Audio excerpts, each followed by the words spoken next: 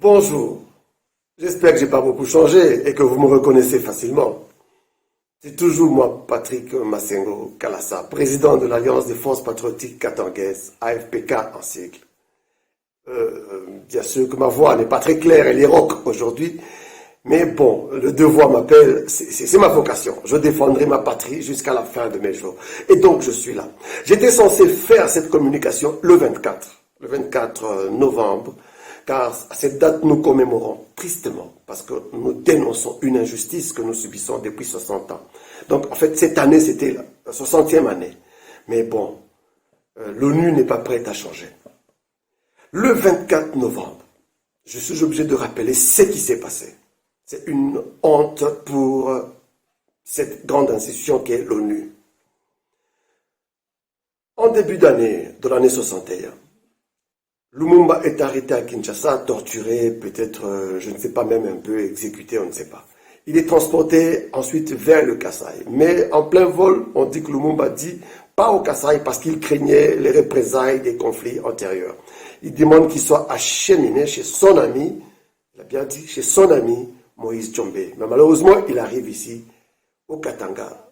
La même année, en 61, le 17 janvier, il arrive mort. Mais l'ONU, sans mener une enquête de manière impartiale, une enquête juste, une enquête comme il se devait, l'ONU se précipite à voter une résolution contre le Katanga, contre les dirigeants, le gouvernement et contre même le peuple katangais. L'ONU vote la résolution 161, une première aberration. Mais l'objet de ma communication d'aujourd'hui, c'est de vous faire comprendre dans quelles circonstances, de quelle façon l'ONU vote ces résolutions, ou l'ONU a voté les résolutions pendant un certain temps. Il faut qu'on le comprenne. Et ça, on le dénonce parce qu'on va leur envoyer ce message. Ils vont le recevoir pour qu'ils comprennent que nous savons à quel jeu ils jouent. Nous le savons. Et nous allons le dénoncer. Ils vont nous pousser à dire des grossièretés. Puisque nous connaissons bien de choses. Nous avons appris l'histoire que nos parents ont vécue. Mais ils nous ont laissé des traces. Nous connaissons notre histoire. Mieux qu'ils pensent. On continue. La même année en 61. La résolution 161 n'est pas suffisante pour condamner le Katanga, mais elle va servir de soubassement à une nouvelle résolution. Alors, l'ONU prépare une nouvelle résolution.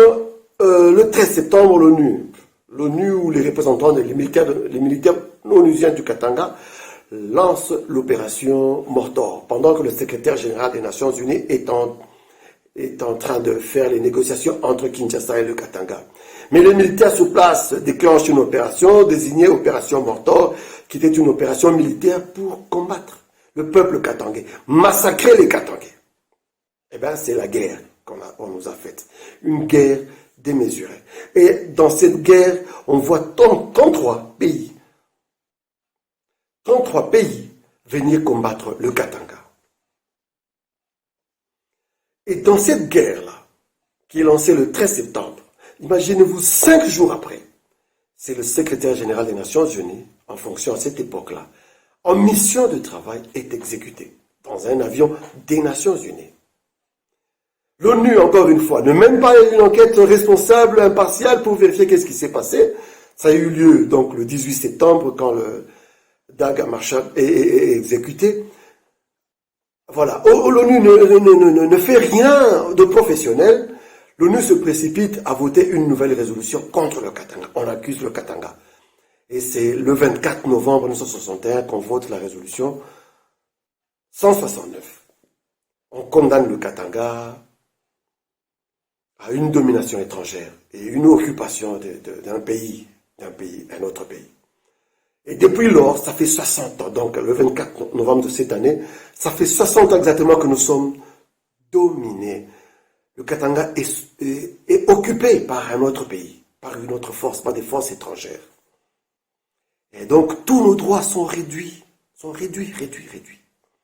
Lorsqu'un Katangais parle, il est massacré. Il est massacré à la mitraillette. Déjà pendant la guerre de l'opération Mortor, des milliers de Katangais ont été massacrés, bombardés. Vous savez, voter la résolution 69, c'était une chose. Mais la manière de l'exécuter, ça c'est grave. Il y a eu 46 Européens qui travaillaient comme médecins ici dans le Katanga, à Elisabethville, qui ont écrit un livre. Ils ont condamné l'ONU qui a violé ses propres textes, c'est-à-dire qui a violé la charte des Nations Unies, l'ONU a violé sa propre charte, l'ONU a violé les droits humains, donc la Déclaration universelle des droits de l'homme, et même le droit international, et même plusieurs autres textes internationaux. Donc l'ONU est vraiment passée à côté pour condamner un peuple. Mais comment on arrive à une telle décision dans une grande institution comme l'ONU? C'est là que je voudrais qu'on se mette d'accord. Et là, je suis tombé sur un autre livre. Un livre en ligne. Je vais être obligé de vous lire pour ne pas inventer des choses. C'est pas court, c'est pas long, c'est très court. Je vais vous lire l'explication d'un grand historien du système des Nations Unies qui a dénoncé ce qui se passe aux Nations Unies et dans quelles conditions on vote les résolutions. Je vais devoir vous lire ça. Il s'agit d'un livre intitulé l'ONU, écrit en 2015 par deux auteurs, Maurice Bertrand et Antonio Donini. Et au chapitre 2, parce que c'est là que est le texte, l'extrait qui m'intéresse, intitulé l'ONU et les problèmes de sécurité pendant la guerre froide, 1945 à 1985. Les auteurs donnent le jugement d'un historien. Écoutez ce qu'il dit. Le jugement qu'Evan Luertz, un des meilleurs historiens des Nations Unies, porte sur la nature et le rôle de l'organisation, l'ONU, pendant la décennie 1945-1955 est pour l'essentiel le suivant. Il y a eu une raison majeure, écrit-il, pour laquelle l'ONU a échoué pendant cette période, c'est-à-dire n'a pas réussi à agir comme ses fondateurs l'avaient proposé, comme un centre où s'harmonisent les efforts des nations. Elle a échoué parce qu'elle n'a même pas tenté d'y réussir. Elle n'était pas considérée, même par la plupart de ses membres, comme un lieu où les grandes puissances ou quelques autres négociaient les solutions de leurs différends. Elle était envisagée comme un forum public où les problèmes étaient discutés publiquement, où les opposants étaient publiquement condamnés, où les résolutions étaient publiquement proposées, où l'opinion publique était mobilisée pour la cause que l'on défendait. Elle était considérée par conséquent plutôt comme un champ de bataille que comme un lieu où l'on recherche la paix, comme un endroit où l'on marque des points plutôt que de chercher à s'entendre, comme un instrument de confrontation plutôt que de conciliation. On dit quelquefois que les négociations qui ont lieu dans les corridors de l'ONU sont beaucoup plus importantes que celles qui ont lieu dans la salle du Conseil.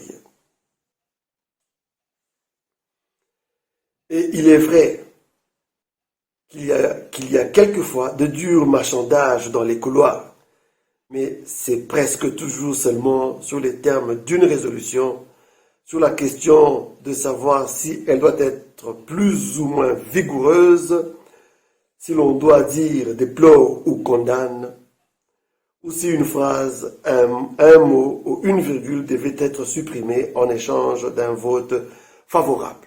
Vous comprenez ce que l'auteur dit? Donc on va aux Nations Unies. Lorsqu'il y a des séances, comme des grandes séances où on doit voter les résolutions, c'est beaucoup plus pour des confrontations et non pas pour résoudre des problèmes. Le Katanga est victime d'une confrontation internationale et ça fait 60 ans que nous souffrons. Nous sommes condamnés.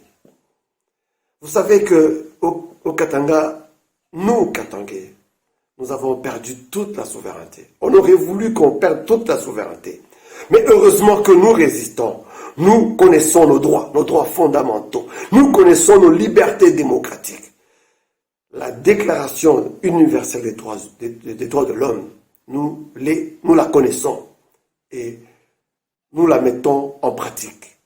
Nous connaissons nos droits et nous les exerçons. Voilà pourquoi je parle. Personne ne m'en empêchera. Je parlerai et je parlerai toujours. l'ONU a fait du grabuge. Écoutez, si l'ONU a fait son temps, elle doit disparaître et se déplace à une nouvelle chose. Ou alors, elle doit se mettre en ordre. Elle a entassé trop de dossiers sur les bureaux de ses membres ou de ses agents. Traitez les vrais problèmes pour lesquels on vous a donné mandat. S'il vous plaît, chers membres des Nations Unies, cher monsieur le secrétaire général, Antonio Guterres, dit quelque chose sur le Katanga. Ça fait 60 ans que nos droits sont bafoués.